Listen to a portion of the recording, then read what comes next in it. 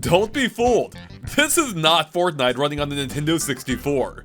Instead, this is Pilotwings 64, the title that basically asked, hey, what if we turned Mario 64's wing cap into an entire game? And even though it was a launch title for the Nintendo 64 26 years ago, the series has always flown a bit under the radar, which is especially the case for Pilotwings 64, as it's never been re-released since. That is, at least until now, thanks to the Nintendo Switch Online expansion pack service. So does the game still hold up after nearly 3 decades? Let's find out in GameXplain's retro review of Pilotwings 64. Or perhaps that should be Pilotwings 64 frames per second, because the game has gotten a major performance boost on Nintendo Switch, now running at a near constant 60 frames per second, which is a massive step up from the original's 20 to 30. And this is the first Nintendo 64 game to demonstrate this big of a performance gain on Nintendo Switch. And that's likely because the game was always intended to run at 60 frames per second, but it was held back by the hardware at the time. You could actually see it running at 60 frames per second on the Nintendo 64 in very limited circumstances, like on the character select screen or when flying out toward the ocean with nothing else on screen. And as a longtime fan of Pilotwings 64, seeing it run this smoothly is kind of amazing, and definitely makes the game feel slightly more modern than it actually is. Especially with it now also being rendered at a razor-sharp 720p resolution, just like every other N64 game on Nintendo Switch. Now, it's not a perfect 60 frames per second, as there are occasional slight stutters, but the overall effect remains impressive. And when combined with the sharper visuals, this is almost undeniably the definitive way to experience the game. But the sharper look does expose the game's graphical shortcomings, as I'm gonna be real with you. The game's a bit ugly these days. The character models are hideously low poly, the environmental textures are stretched nearly beyond recognition, and as for the water, well, let's just say that nice water Miiverse guy probably wouldn't be too impressed. Although, for being a launch day title on the first generation of 3D console hardware, it absolutely could have aged worse.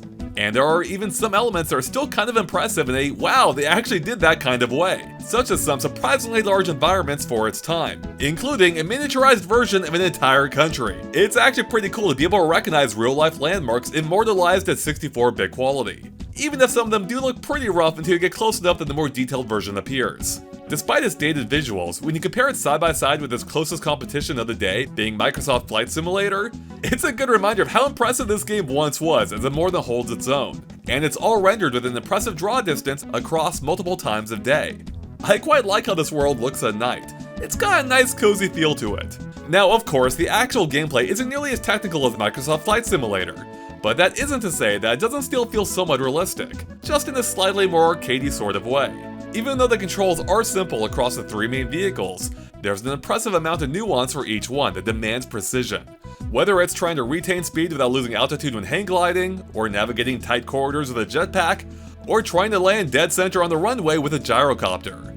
Thankfully, the game does ease you in with simple objectives at first, but it's not afraid to turn up the heat soon after, which, looking back, was kind of a perfect introduction for those new to 3D gaming at the time, especially since the physics-based handling just feels good, like when gliding down the side of a mountain. And let me tell you, my cheeks were clenched as I was making this tight turn in the gyrocopter. And speaking of which, coming in for our landing is always a blast. And while on the topic of physics, no game before has featured more realistic crashes.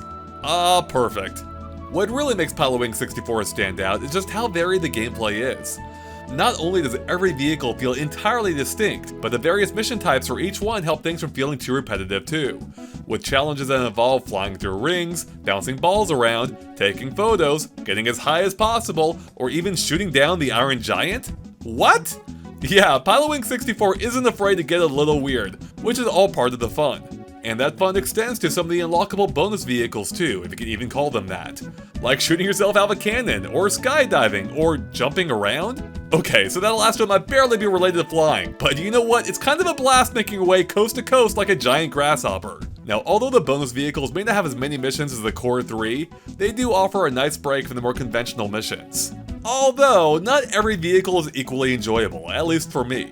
While I do really enjoy flying the gyrocopter, for instance, the hang glider can feel excruciatingly slow at times, and landing that thing is almost always a lost cause for me. It probably doesn't help that it can be difficult to accurately gauge depth at times, which isn't made any easier by the clunky camera controls that are of only limited assistance. Thank God for the radar. Oh, and I haven't even touched on the music yet, which is mostly really good.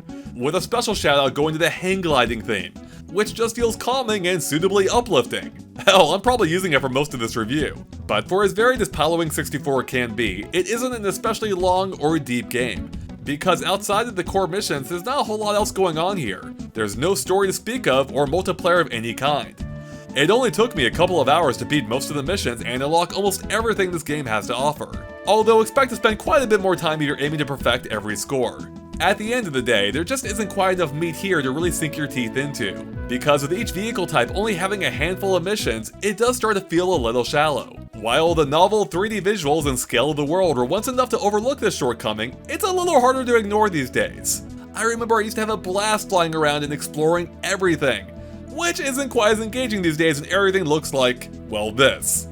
But on the whole, Pilotwings 64 holds up pretty well, especially with the upgrade to 60 frames per second, which is a treat for those of us who remember the 30 frames per second at best days. I had fun revisiting the different vehicle types and trying to perfect as many scores as I reasonably could, even if I'd pretty much given up on the final few hang gliding ones. Pilotwings 64 is just an all-around pleasant time that I like going back to, even when it's pushing my skills to the limit. It's just a shame that we've only seen a single sequel in the nearly 3 decades since. Come on, Nintendo, bring on a VR version or something! And with that, everyone, thank you so much for watching, and of course stay tuned to GameXplain for more retro reviews and everything else Nintendo here as well. We'll catch you later. Bye, everyone!